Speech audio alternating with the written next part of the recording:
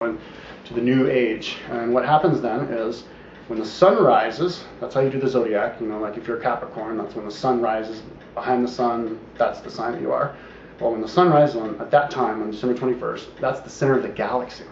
The center of the galaxy is right there where the sun rises. Which, interestingly enough, is if you look at the zodiac and you have the little the Archer, Sagittarius, the tip of the arrow, and you can back this up on Google Earth, Google Sky. The tip of the arrow is the center of the galaxy.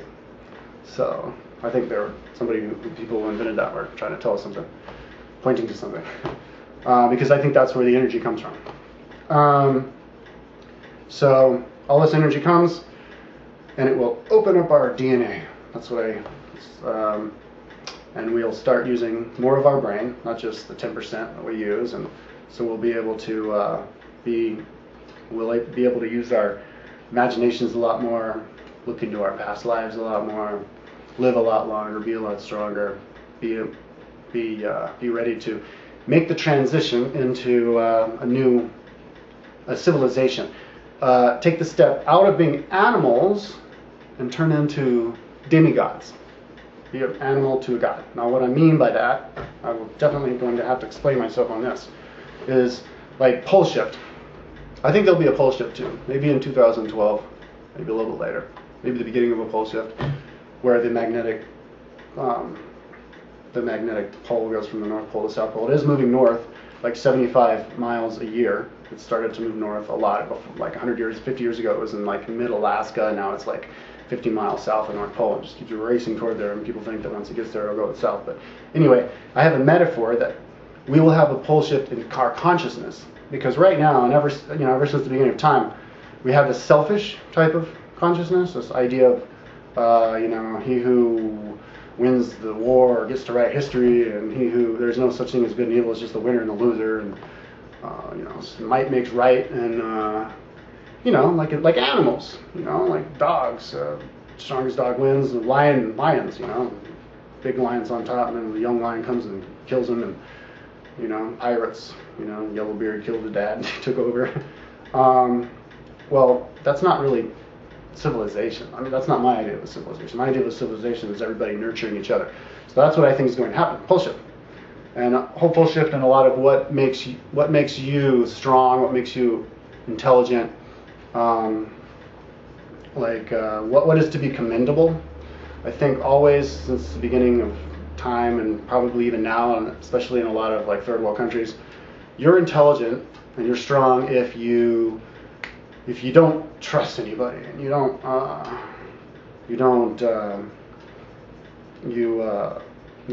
watch out for yourself, and you're strong. But I think that you should be commended, and what we should be going after, instead of being trying to watch out for yourself all the time, just trying to give up of yourself. This is the best way to put it. Right now, and since the beginning of time, you win if you take from somebody. Like, ooh, look at him. He took from that guy. He stole. Ooh, he's good. But then I think after the pole shift in our consciousness, we'll realize that you're actually helping yourself by giving. Like the Indians had it figured out. The potlatch. Whoever gives the most has the most respect.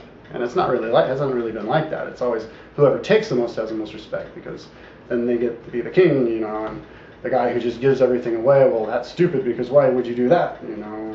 What's the point in being poor? Or what's the point in always trying to just not having anything material and just helping other people? Like, you want to have stuff, and who dies with the most toys wins, even though you can't bring your toys with you. So I think it'll have some kind of, I know I didn't explain that well, I'll try to explain it better next time.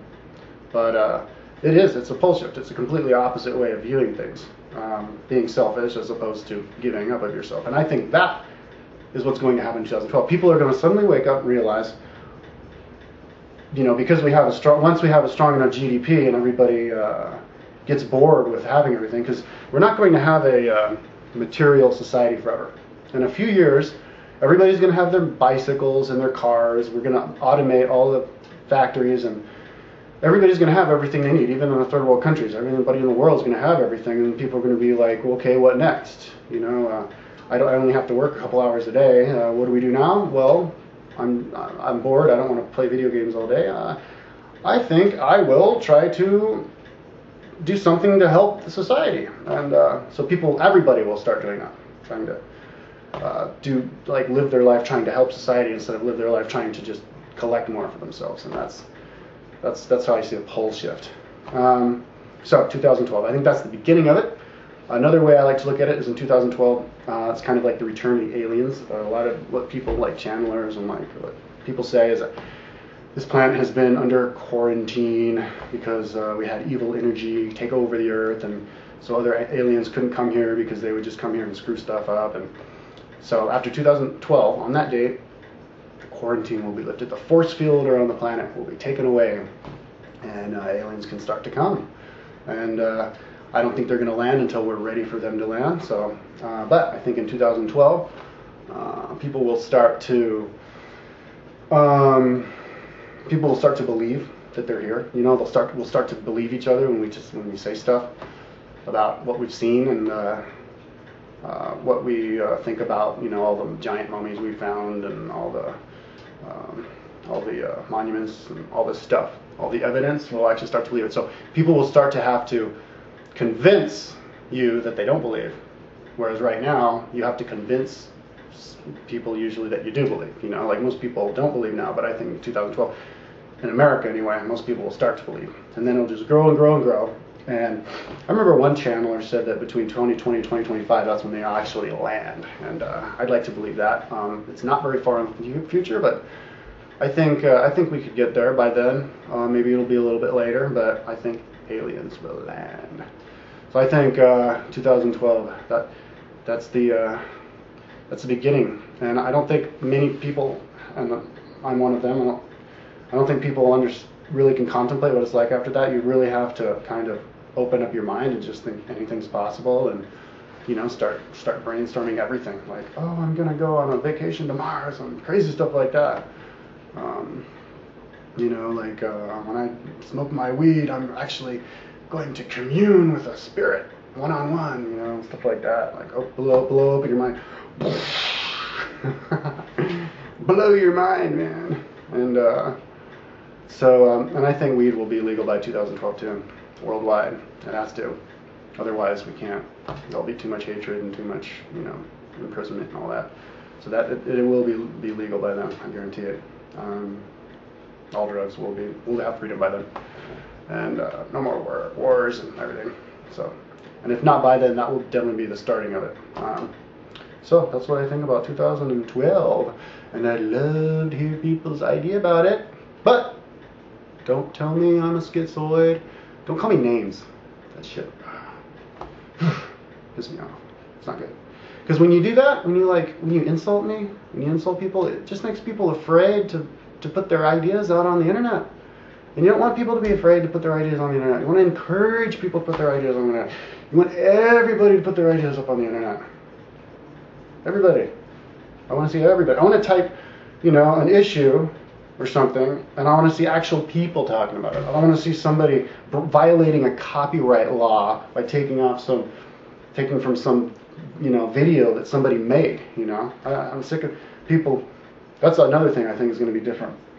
Is people are going to stop being so passive. You know, like not watching TV all day long. I heard people the average person watches like 6 hours of TV a day, just like, you know, passive watching some funny sitcom or something, and it's just like playing. It's like children playing, going around in circles. You know, it's a lot more interesting if we all play a part. We all are the star. We all, you know, that's what's great about YouTube. I love YouTube.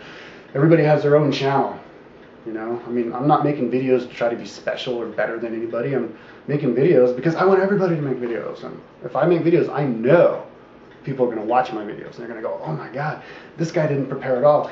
He's just blabbly, I can do that. God damn it, I am going to do that. You know, so hell yeah, fucking A, do it, man. Come on. I want to see it happen.